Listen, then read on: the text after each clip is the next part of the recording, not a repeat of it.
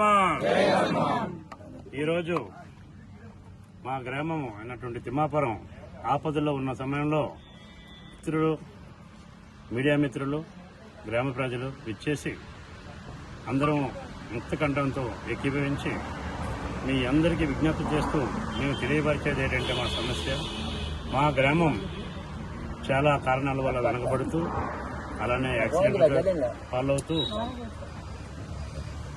పాలవుతూ ఇవన్నీ చూసి పిల్లల అభివృద్ధి నోచుకోకపోవడం, విద్యార్థులు బాగా లబ్ధి పొందకపోవడం, ఇవన్నీ చూసి మాకు యువత అందరికీ ఒక నిర్ణయాన్ని తీసుకున్నాం.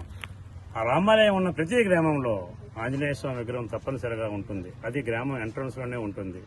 జిల్లా మొత్తం ఏ అధికారి వెళ్లి చూసినా కనిపిస్తుంది. అలానే మాకు కూడా వచ్చిన ఆలోచనే సదరు గ్రామ పెద్దలకి మరియు జిల్లా ఆఫీసర్లందరికీ కలిసి వినతి పత్రాలు సమర్పించి మాకు ఒక చిన్న విగ్రహానికి ఒక 8x8 స్థలం మన గ్రామ కంఠంలో మాకు ఎటువంటి అభ్యంతరం లేకుండా ఉన్న స్థలాన్ని మేము ఎంచుకొని వాళ్ళకి విన్నపించాం. గత 2 సంవత్సరాలుగా ఏ ఆఫీసుకి రమ్మంటే ఆఫీస్కి వెళ్ళాం, ఏ సార్ దగ్గరికి రమ్మంటే అక్కడికి వెళ్ళాం, ఏ రాజకీయ నాయకుడిని పిలిచినా అక్కడికి వెళ్ళాం. మాది ఒకటే నినాదం, మా గ్రామానికి ఆంజనేయ స్వామి రావాలి, గ్రామ ప్రజలకు మంచి జరగాలి.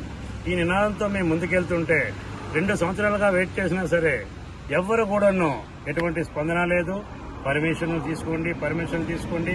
మేము అదే రోజు ఒక మంచి ముహూర్తం పెట్టుకొని భూమి పూజ చేశాం, ఫౌండేషన్ వేసాం.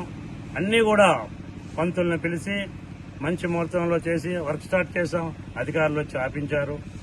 ఎవరో కంప్లైంట్ పెట్టారని అధికారులు చెప్తున్నారు, కానీ వాళ్ళ పేర్లు చెప్పట్లేదు.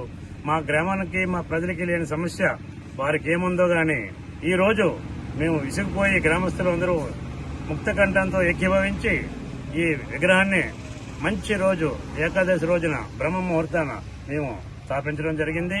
స్థాపించిన వెంటనే సదరు కొంతమంది దగ్గర నుంచి ఇది తొలగిస్తామని ఆఫీసర్లను పంపించి మాకు బెదిరించడం జరుగుతుంది. కానీ ఈ గ్రామంలో స్థాపించబడిన విగ్రహాన్ని కానీ తొలగిస్తే మేము గ్రామం మొత్తం ఏకీభవించి ఎక్కడికైనా వెళ్లడానికి సిద్ధంగా ఉన్నాం. రెండవది, మాకు హిందూ సంఘాలన్నీ వచ్చి అందరినీ పిలిచాం. ఓన్లీ మా గ్రామమే కాకుండా అన్ని హిందూ సంఘాలని పిలిచి చూపించాం.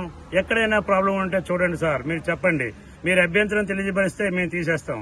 మా గ్రామస్తులకు లేని అభ్యంతరం, మీకు హిందూ సంఘాలకు లేని అభ్యంతరం, రాజకీయ అనే దీంట్లో మేము అదే ఆంజనేయ స్వామి తోడుగా చెప్తున్నాను, ఎటువంటి రాజకీయ ఇన్వాల్వ్మెంట్ లేదు, ఎటువంటి రాజకీయ స్వార్థంతో మేము పనిచేయట్లేదు. ఓన్లీ గ్రామ క్షేమము మరియు గ్రామ భవిష్యత్తును దృష్టిలో పెట్టుకుని ఈ పని చేశాం. దానికి ఈరోజు చాలా మంది పెద్దలు మా ఎక్కడా లేని విధంగా మాకు పర్మిషన్లు ఉండాలి, మీరు పర్మిషన్లు తీసుకోండి, పర్మిషన్లు తీసుకున్న తర్వాతే దాన్ని చేయండి. అయ్యా, ఇక్కడ ఉన్న జిల్లా మొత్తంలో ఏ గుడికైనా, ఏ చర్చికైనా, ఏ విగ్రహానికైనా, ఏ స్టాచ్యూకైనా సరే ఒక్క పర్మిషన్ ఉన్నా సరే పెద్దలకి నేను విన్నవించుకుంటాను. నన్ను నాకు చూపిస్తే తప్పనిసరిగా నేను అదే మార్గంలో తెచ్చుకునేవాడిని. కానీ అది ఎక్కడా లేదు, జరగలేదు. అది మీకు తెలుసు, మాకు తెలుసు. కానీ ఒకే ఒక్క 90% ఏకీభవించున్న ఈ గ్రామానికి 10% వ్యతిరేకం ఉంటే అధికారులు ఆ 10% మాత్రమే వాళ్ళ గురించి పనిచేస్తున్నారు, కానీ ఈ 90% దృష్టిలో పెట్టుకుని చూడట్లేదు. దానికి కారణం ఏంటో మాకు తెలీదు. దయచేసి ఈ సంఘాలన్నీ కలిపి మా ఆంజనేయ స్వామిని తొలగించకుండా కాపాడాలని మిమ్మల్ని కోరాము. మీరు మాకు ఈ సమస్యని ఎంతటికైనా తీసుకెళ్లి మీరు ఏం చేస్తారో మా ఆంజనేయ స్వామి ఇక్కడ ఉండాలి, హిందూ వాళ్ళందరికీ మేలు జరగాలి. ఇదే విగ్రహంగా తొలగిస్తే మేము మా ప్రాణత్యాగం చేసినా సరే కాపాడుకుంటూ ఈరోజు హెచ్చరిస్తున్నా. మీరు ఒక విగ్రహం పెడితే మేము 10 విగ్రహాలు పెట్టడం కూడా సిద్ధంగా ఉన్నాం. తగ్గేదే లేదు. ఎందుకంటే మేము మరి ఇంకా ఎటువంటి స్వార్థంతో చేయలేదు. ఇది ఒక హిందూ ధర్మాన్ని దృష్టిలో పెట్టుకుని మా గ్రామ భవిష్యత్తు ప్రజల తాలూగా క్షేమమ్మని తీసి మేము చూసుకుంటున్నాం.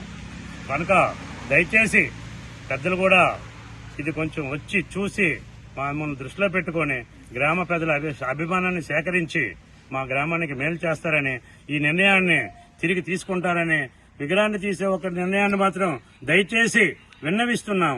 మీరు నిర్ణయాన్ని తిరిగి తీసుకుంటే అంతటితో మేమందరం సంతోషంగా ఉంటాం, మీకు 100 నమస్కారాలు పెడతాం. లేని ఎడల మేము ఇక్కడ ధర్నా చేసి ఎంతమందికైనా సరే, ఎన్ని ప్రాణాలు పోయినా సరే ఆంజనేయ స్వామి మాత్రం ఇక్కడ కదలేమని నేను ఆంజనేయ స్వామి ఒట్టే చెప్తున్నాను. జై శ్రీరామ్, జై శ్రీరామ్, జై హనుమాన్.